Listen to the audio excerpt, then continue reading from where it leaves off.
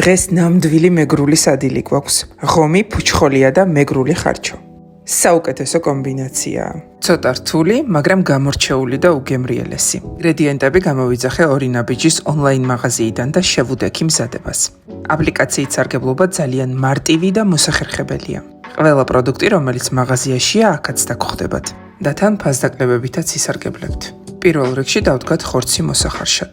დაფნა ნიორი ხახვი და წითელ წიწაკასთან ერთად. წვრილად დაჭრილ ხახვს დავუმატოთ პომიდორი და 1 სადილის კოვზი ტომატი. იგოზი, მეგრული აჯიკა, ხარჩოს სუნელი და ნიორი ერთმანეთს კარგად გადავურიოთ.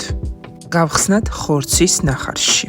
მოვათავსოთ ყველაფერი ქვაფში ხორცთან ერთად, წამოვადოღოთ, სურვილისამებრ დავუმატეთ ქინძი და ხარჩო მზად არის.